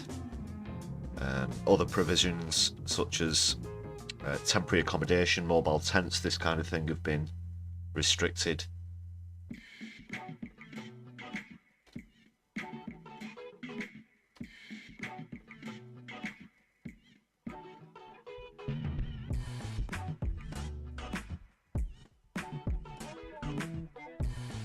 That's created tension and this impasse. Like I said, Israel delayed the release in protest at what it said was Hamas's cruel treatment of Israeli hostages, which of course is the opposite of the truth. It accused Hamas of repeated violations, including humiliating handover ceremonies. The only humiliation there is that the hostages were returned healthily. They were happy. This man was kissing the heads of his captors as it was being released. We've heard that they were still allowed to practice Judaism. They were fed the same meals that Hamas ate. But then you look at the people coming out of Israeli prisons, they're gaunt. Some of them have been through absolute hell. They've been tortured. They've described all kinds of methods of torture that the Israelis have used on them over years. Some of them have been in there for decades as well. So there's a stark contrast. And of course, as with anything, Israel says it's pure narcissism. Every accusation is a confession.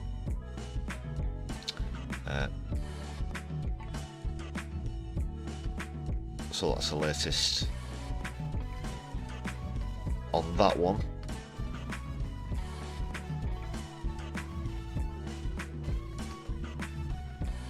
Well, speaking of videos, we're going back to matters in America. I know everybody's talking about this one that came out today, but did you hear about this? I've not seen this yet, but I came across this earlier, just bookmarked it. I wasn't aware of this, but it's something a bit more positive. I guess you can see it as a, well, it is a protest. A stunt, a protest stunt.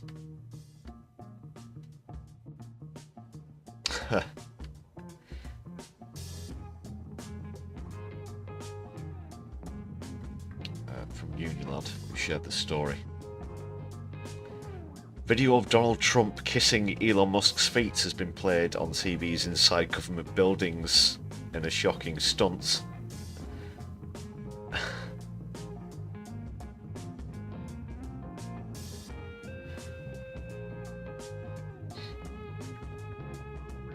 So this was a couple of days ago. While the rest of the Department for Housing and Urban Development was working hard to ensure Americans have access to fair, affordable housing and opportunities to achieve self-sufficiency, thereby strengthening the nation, those in the cafeteria were treated to a surprise viewing, it says. Let's just skip back up there.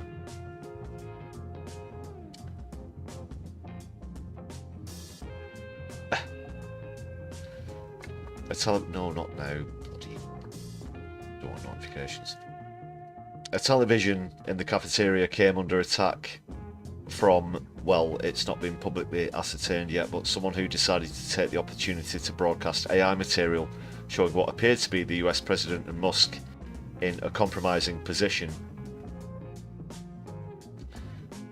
Fox journalist Rachel Cohen shared a video of the incident to Twitter, which shows a television suspended from the ceiling with what appears to be Trump and Elon, with Trump giving Musk's toes a good old smooch, it says.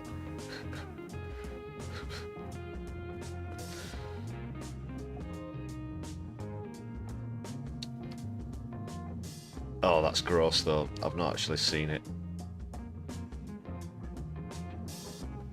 Sorry, I'm just trying to get rid of these pop-ups. Bear with. Morbius, thanks a lot for the gifted membership again. For your ongoing support. Solidari-Tea.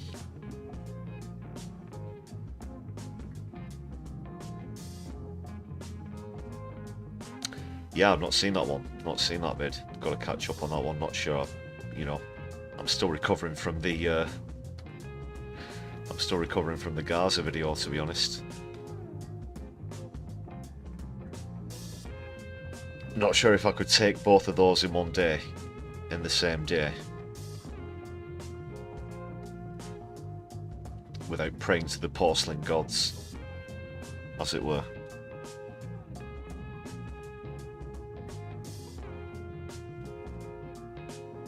And Morbius, I'll try and check out that video from Middle East Eye. I do follow them. I've not come across that one just yet, though.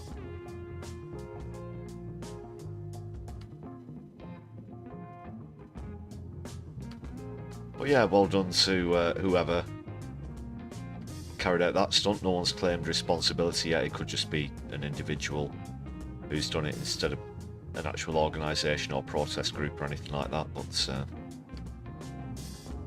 remains to be seen. So it's not been a great time for videos where Trump's concerned.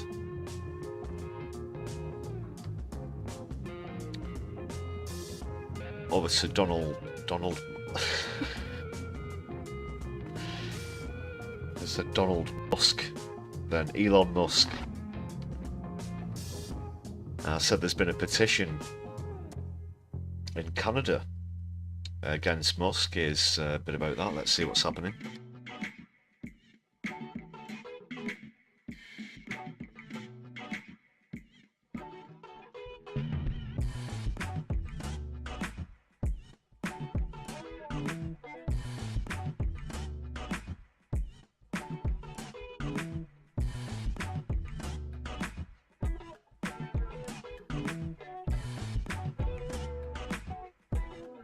Yeah, so far hundreds of thousands of people have signed this petition to revoke Elon Musk's citizenship.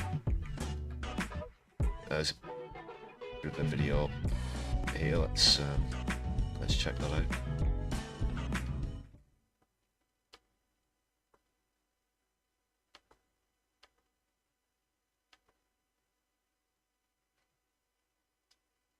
Being called the 51st state, I'd be pissed if I was Canadian. I don't blame them. If somebody wanted to take our country away, I'd boo their national anthem too.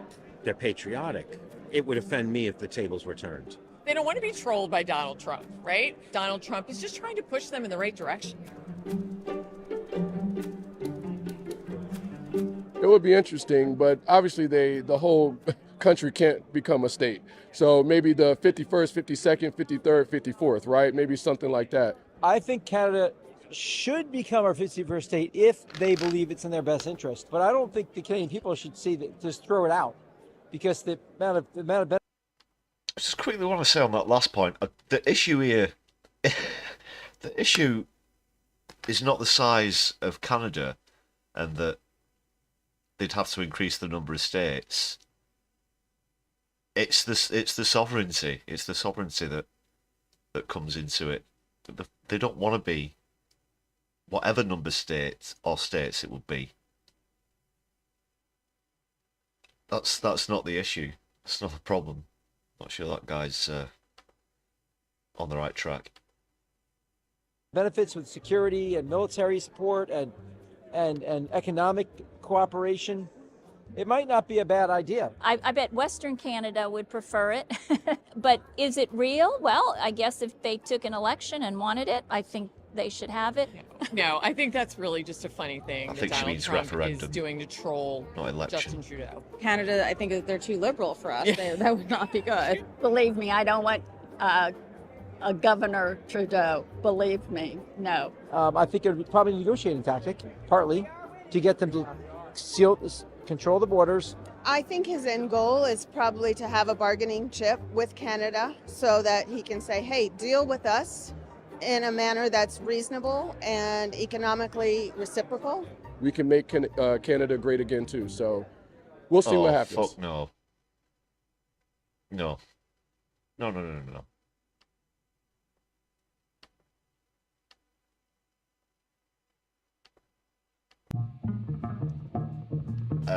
This thing about border security as well, there are more criminals entering Canada from the United States than vice versa.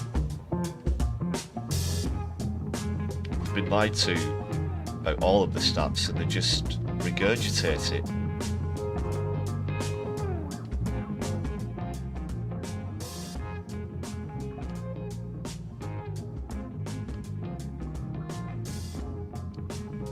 So the petition opened 5 days ago and it accuses Musk of acting against Canada's national interest and undermining its sovereignty. In Canada, citizenship can be revoked only if someone has committed fraud, misrepresented themselves or knowingly hid information on an immigration or citizenship application.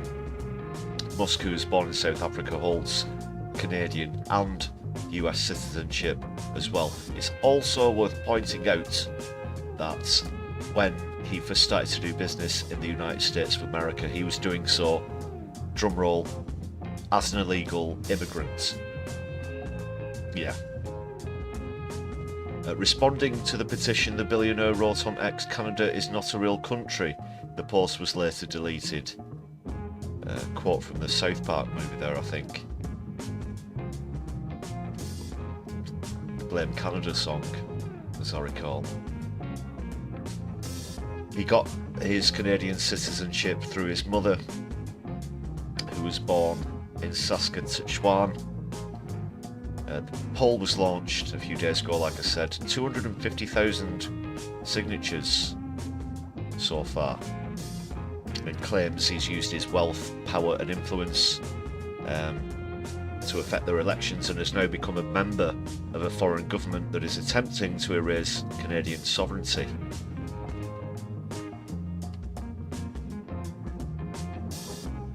It was created by British Columbia author and endorsed by MP Charlie Angus of the New Democratic Party. Angus, who's a 20-year-old, very young MP for Timmins James Bay, has announced he will not seek re-election. 20 years old. It's very young for an MP.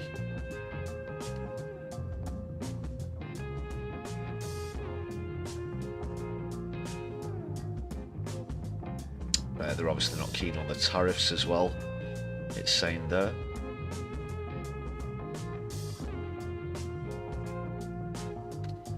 The billionaire migrant has backed Trump's hardline immigration policies, but now faces scrutiny over claims he worked illegally on a student visa, like I just said, yeah.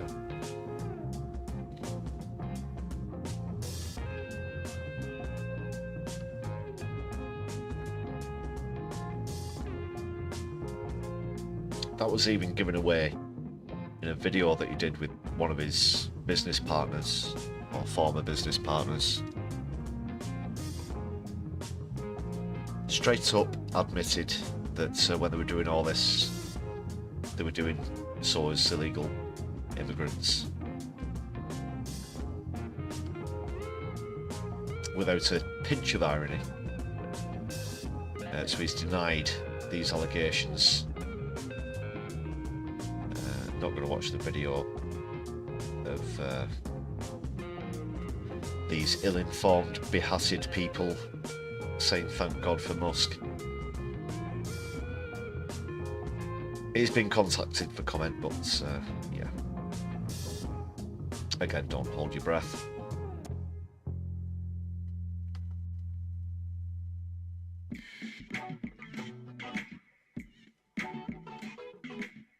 So I'm not sure what the target is, how many signatures are required for that to progress, but I'll try and keep you up to speed.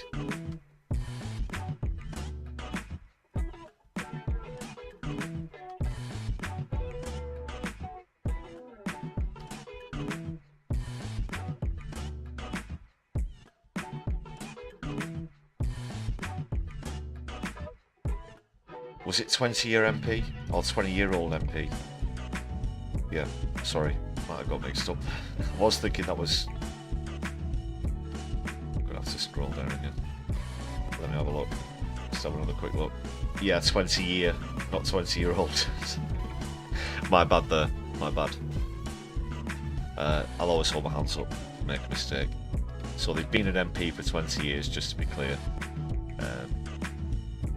Not like William Pitt the younger, or her version.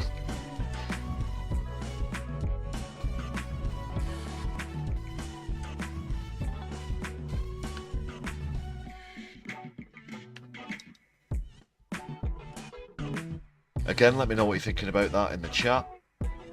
Quick reminder, make sure you hit the thumbs up button and everything. Let me know in the comments if you're watching back on a replay what you think about that story, as well as anything else on the live stream tonight. Give us a share across your social media as well. But I think this video pretty much sums up my opinion on that story better than any words could.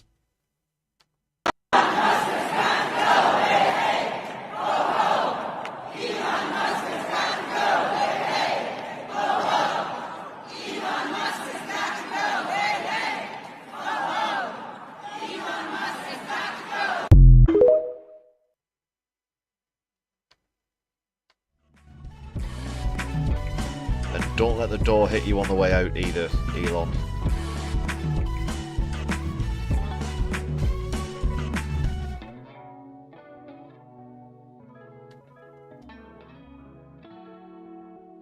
Okay people, stream's going to be closing soon, but don't go anywhere, please do stick around. I'm going to be checking for a redirect.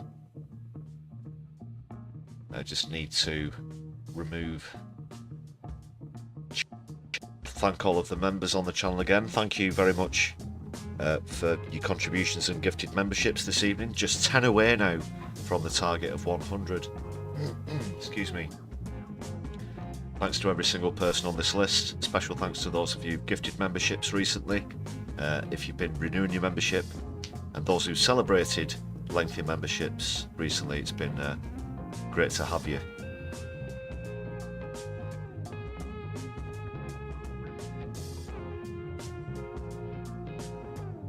So those new names from tonight will be added to the list, of course. Let's see who's around for a potential redirect, though the hour grows late.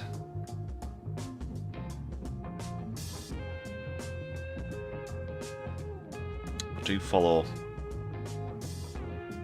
a few channels from outside the UK as well, including the States, so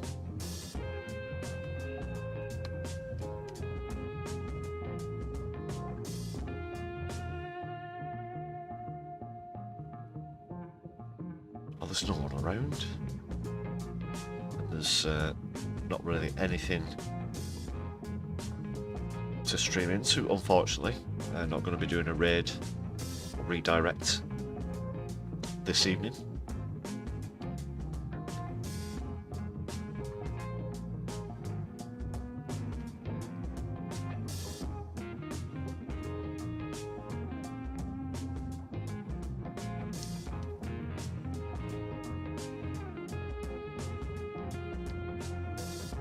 Okay people, so for lack of a redirect, we'll just say our final goodbyes.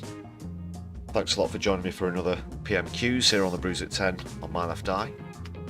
I've been your host Lefty, you've all been fantastic. Keep an eye out for content coming out through the week as well. Check out the latest content if you've not done so already. Enjoy the rest of your evenings people, take care, and My Left Eye will be seeing you soon. Good night. Free Palestine. Power to the people.